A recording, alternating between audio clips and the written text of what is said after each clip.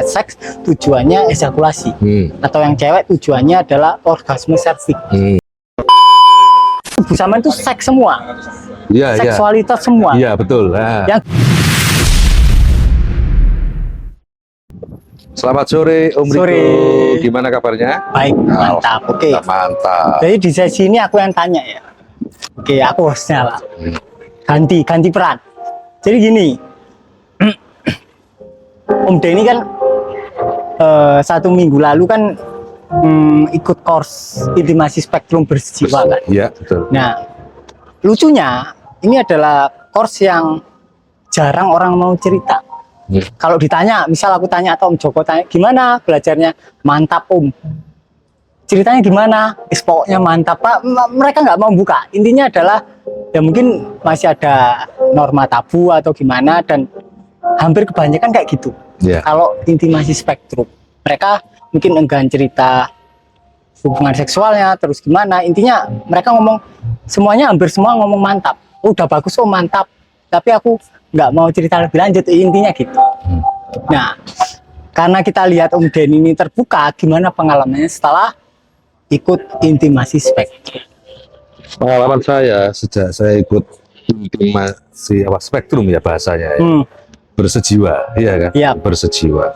Satu, kan kita di situ melakukan seks yang dinamakan seks amatif, iya kan?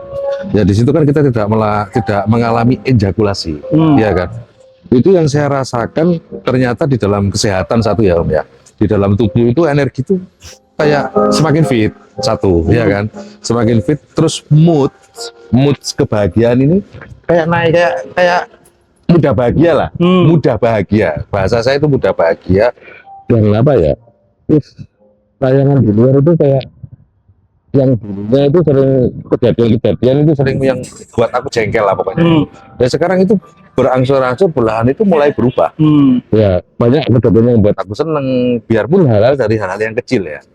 Itu Ya, tapi kerasa senengnya itu kerasa. Misalnya dulu kan kita kemana-mana itu jarang ya kita dihargai, disambut orang dengan hangat, dengan enak, itu jarang, ya kan. Malah kadang-kadang di jalan itu banyak yang bikin jengkel, ya kan. Kalau sekarang yang saya alami, ya kan, setiap saya kemanapun berada itu disambut hangat, enak, gitu loh. Itu dari pengalaman eksternal yang saya alami. Kalau untuk di dalam tubuh, ya yang jelas energimu semakin apa ya bahasanya ya, tubuhnya semakin kayak powernya meningkat, energinya kayak bertambah. Jadi kayak semakin sehat lah, ya kan. Nah, semakin sehat, moodnya bagus dalam menjalani keseharian. Biarpun dalam keseharian kan pasti ya namanya manusia ada problem apapun yang entah dari masa lalu yang belum selesai. Itu kita menyikapinya itu lebih apa ya? Lebih enak, ya kan. Nah, misalnya ketrigger apa itu cepat sekali untuk balik kembali damai, kembali lagi untuk bahagia. Kalau dulu itu larut. Ternyata kan di situ ada rahasianya ya. Rahasianya apa? Yaitu ternyata kita selama ini melakukan ejakulasi, ternyata kita adalah buang-buang energi inti kita. Bener nggak gitu? Benar. Yang saya rasakan ya itu, ya kan. Ternyata ini ya ada energi yang sangat berharga yang harus kita kelola, ya kan, yang harus kita kelola untuk dijadikan apa? Ini dalam kehidupan keseharian kita mau manifest apa, entah kesehatan, entah finansial. Saya rasa dari jalur bersejiwa itu lebih mantap. Saya rasa lebih itu. Oke, jadi bersejiwa ini sampean pandang lebih lengkap daripada letting in. Sangat lengkap. Di situ sudah sangat lengkap, ya kan. Intinya kehidupan saya rasa ya ada di situ. Karena kita lahir dari seks, ya. Di situ lengkap, ya kan. Intinya kehidupan di situ. Yang selama ini mungkin ya seks ya dianggap tabu karena dogma dari kecil, apapun itu ya perlu disadari aja. Setelah kita sadari ya biasa-biasa aja. Kenapa kita malu membicarakan yang memang asal usul kita dari situ? Itu kan konyol namanya, ya kan. Betul. Nah, gitu loh. Ya mungkin pengalaman saya untuk bersejiwa itu, ada lagi. Ya ada lagi. Hubungan rumah tangga semakin harmonis. Hubungan rumah tangga semakin harmonis. Saya dengan istri saya terus terang ya dulu tuh sempat ngelihat aja kayak bosan, ya kan. Nah setelah saya praktek bersejiwa itu Kak, rasa cinta ini Kak semakin tumbuh, semakin meningkat lagi. Kayak pernah di kemarin itu kayak ngalami kayak pacaran. Hmm. Ya ini beneran. Waktu berangkat ke Ponorogo ya, kemarin hari Selasa itu saya berangkat ke Ponorogo, di travel itu saya pegangan tangan terus. Hmm. Tanya istri saya itu ada, ya kan, pegangan tangan terus kayak orang pacaran gitu loh. Yang dulu sudah nikah 17 tahun itu sudah jarang pegangan tangan, kayak males. Tiba-tiba saya pengen pegang tangannya, ya kayak zaman-zaman awal-awal pacaran dulu. Gitu loh. Terus saya tanya istri saya, gimana rasanya kamu sekarang? Saya lebih bahagia. Kayak kamu itu cintamu penuh gitu loh. Nah, dia yang dialami seperti itu istri saya. Dan anak-anak saya lebih sayang sama saya, sama istri saya. Banyak lah kalau kejadian-kejadian di rumah yang perubahan itu sudah banyak sekali gitu loh. Mungkin untuk segi kesehatan yang saya alami itu fisik lebih prima. Dari kejadian-kejadian di luar ya saya bersyukur banyak kejadian-kejadian yang membahagiakan dalam keseharian. Oke, jadi mungkin sedikit tak tanggapi. Kalau kita mungkin bahas energi nanti kan mungkin jadi agak susah kan. Karena kan untuk bahas energi kan kita akhirnya bahas dalam skala yang lebih halus. Ya. Mungkin kita akan bahas dari ranah hormonal dulu aja, yang gampang. Yang kimiawi dan itu nyata, lebih kasar lah, lebih bersifat material. Jadi ketika kita biasanya berhubungan seks, aku bilangnya jangsek. Jangsek itu adalah ketika kita nge-seks tujuannya ejakulasi, atau yang cewek tujuannya adalah orgasme serviks. Nah, ketika kita melakukan hubungan seksual, itu misal dopamin kita di sini normal kan, kemudian kita berhubungan seks, itu kan pasti naik kan dopamin, karena rasanya enak. Seret naik sampai puncak di waktu kalian ejakulasi, baru turun. Nah, kalian ngiranya turunnya itu balik normal, enggak. Menurut jurnal penelitian, jadi banyak peneliti ini, itu akan turun di bawah ambang batasnya. Ini secara medisnya nih. Secara medis. Dan orang mungkin ngiranya reboundnya atau balik normalnya itu sehari, enggak, 2 minggu. Fasenya. Fase itu 2 minggu baru pulih lagi dia. Baru balik ke normal.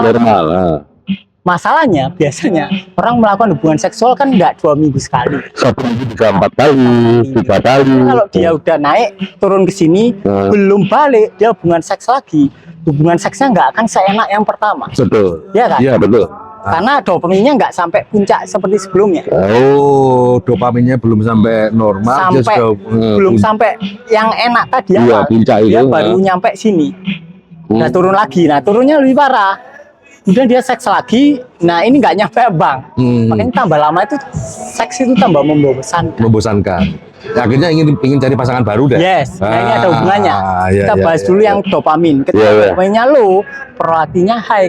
Prolaktin itu adalah hormon kekenyangan. Makanya hidup kalian kalau kalian kebanyakan ejakulasi, dopaminnya rendah, hidup kalian terasa membosankan.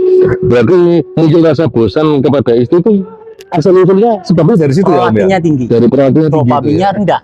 Nah, ketika prolaktin tinggi, dopamin rendah, rumput tetangga akan terasa lebih hijau, lebih mantap. Akhirnya mungkin tergoda kalau ada kesempatan. Kalau nggak ada kesempatan, kebanyakan orang akan terjebak di bokep. Wah, itu pasti. Nah, bokep ini banyak variannya, artisnya banyak, memfasilitasi naik turunnya dopamin kalian, akhirnya tambah anjlok. Akhirnya bokep yang normal tidak bisa memfasilitasi rasa enak. Akhirnya kalian ganti genre pemerkosaan, ya kan? Nggak bisa, akhirnya lama-lama cari yang lebih menantang lagi ya, lebih menantang. Lama-lama jadi bokep umum. Karena dopaminnya baru bisa naik. Nah, ketika kalian terus-menerus dopaminnya di bawah, mood kalian jadi swing. Itu pertama. Rasanya kayak emosi kalian nggak karu-karuan. Gampang marah, gampang A, gampang B. Kemudian karena unsur-unsur kimianya kayak unsur makro, nitrogen, kalium dan lain-lain, magnesium juga kebuang melalui sperma. Ya kalian jadi harusnya unsur itu dipakai buat regenerasi sel, regenerasi organ kan, yang misal udah agak nggak normal harusnya kan dipakai buat untuk perbaikan di situ ya. Nah, tapi kalian ejakulasi terus. Akhirnya buyar. Makanya di usia 50 tahun itu harusnya sudah tidak ejakulasi. Tidak disarankan. Karena di saat orang sudah di usia 50 tahun itu, ya kan, dia harusnya fokusnya bahasanya energi kalau bahasa saya ya. Itu fokusnya sperma ini untuk memperbaiki sel-sel yang rusak itu tadi, ya kan, khususnya kesehatan ataupun juga bisa berdampak dalam finansial juga bisa ya Om ya. Lah, menurut pengalaman sampean gimana? Bisa sih kayaknya. Berdampak kan? Iya, Nah, bisa kayak sih. sampean kan bisnisnya jual beli mobil kan? Nah, Penawaran dari orang kan lebih gampang kan? ada aja lah pokoknya. Ada aja kan? Gimana tiba-tiba. ceritanya, gimana jalannya. Nah, Iya kan? lebih gampang. Lebih kan? gampang. Karena gini, kalau kita lihat dari sisi hormonal, ketika sampean praktek seks amatif, pelan-pelan itu akan naik, balik normal. Ya kan? Nah, ketika balik normal, emosi sampean lebih terjaga, pikiran sampean lebih ini, Begini. kemudian sampean lebih bahagia. Terus yang luaran ngikutin. Jadi termasuk lebih kreativitas itu juga termasuk dari situ ya Om ya? Yes, makanya meningkatkan berbagai segi kehidupan itu paling mudah lewat seks. Lewat seks. Yes. Lewat jati diri asal usul kita di sini ya. Karena tidak ada satu orang pun yang tidak suka seks. Walaupun itu LGBT, homo, lesbi, mereka tetap suka seks. Tapi aneh, semua orang suka seks, kenapa kalau bicara seks itu malu-malu, tabu? Ini apa yang harus disadari? Karena didogma seperti itu. Dogma dari kecil dari anak-anak ini. Dari tadi. anak-anak. Oh. Nah, ini bahaya. Padahal kan ini kalau kita bicara tentang seks ini kan inti dari kehidupan manusia Inti itu dari sendiri. kehidupan. Inti Kenapa? tubuh kali Ya, ya. inti tubuh ya kan. Otomatis menjalani kehidupan kan pakai tubuh Om. Ya, kenapa kok ini kok nggak diajarkan dari dulu atau memang zaman dulu belum ada orang yang mengerti ilmu tentang ini atau memang orang yang kesadaran itu tidak membuka seperti zaman sekarang atau bagaimana? Itu menurut Om Riko bagaimana? Enggak, harusnya terbuka. Harusnya, Tapi ya. karena politik keyakinan terlalu kuat, akhirnya kalah. Oh. Jadi intinya gini, kenapa kok keyakinan atau organisasi keyakinan itu perlu mentabukan seks? Itu ada alasannya. Apa Om alasannya? Contoh, Ya. sampean lahir dari mana? Dari seks. Dari seks ya. Berarti kan tubuh sampean terbentuk dari sel seks, Betul. sperma, ovum. Ya. Dimana itu udah sel seks kan? Kemudian gabung jadi satu, kemudian mengalami diferensiasi menjadi jaringan, kemudian spesialisasi lagi menjadi berbagai organ. Tapi tetap intinya sel seks kan? Jadi tubuh sampean itu seks semua, Iya, iya. seksualitas semua, Iya, betul. Nah, yang beralih fungsi. Ya. Tapi intinya tetap tubuh sampean sel seks. sel seks ya. Kita nggak bisa menentang itu. Ya. Itu udah jelas. Nah, Nah, ketika sampai dikasih dogma dan sampai percaya, seks itu harus dilawan, seks itu kotor. Otomatis secara tanpa sengaja sampai akan mengunci tubuh sampai sendiri. dengan otomatis ya. Sampai akan konflik dengan diri Diri sendiri. sendiri. Ketika orang ada konflik sama diri sendiri, dia gampang diatur. Padahal kalau kita sadar itu sebenarnya kita bernapas saja seks. Kan keluar masuk juga. Kalau kita bernapas kan ya keluar masuk ya. Sampai tahu kenapa kerbau bisa diajak bajak sawah? Kenapa Om? Karena dikastrasi, Apa itu? diri. Dikebiri. Oh, energinya akhirnya nggak terbuang ke betina itu ya. Sama Jadi- manusia sejak kecil itu hasilnya sudah dikebiri secara energi seksual. Makanya gampang diatur-atur. Makanya sekalian gampang takut. Gampang ditakut-takuti isu. Apalah kan gampang goyah. Karena kalian ada konflik sama diri sendiri. Kalian menolak seksualitas kalian sendiri. gampang Kalau diatur. kalian dari awal tidak menolak seks, kalian nggak akan ketakutan. Tentang apapun kalian nggak akan ketakutan. Karena kalian enjoy dengan diri kalian Ya, sendiri. berarti sumber masalahnya Kalian kan di situ. bahagia aja. Sumber masalahnya kan di situ. Yes. Berarti, ya kan? Kalau kalian bahagia nggak mungkin bisa ditakut-takuti. Ya iya. Bagaimana Tentang caranya? apa nggak ada. Iya kan mau bahagia. Nggak ada orang bahagia. Iya. Mau ditakutin apa? Nggak Ditakutin isu 3 tahun ke depan nggak bisa. Nggak bisa. Ditakutin neraka pun nggak akan bisa. Nggak ngefek juga. Nggak ngefek. Iya. Karena dia bahagia. Tapi orang ketakutan, ditakuti ya biar. Orang yang ada bermusuhan atau konflik dengan dirinya sendiri, dia akan gampang ditakuti.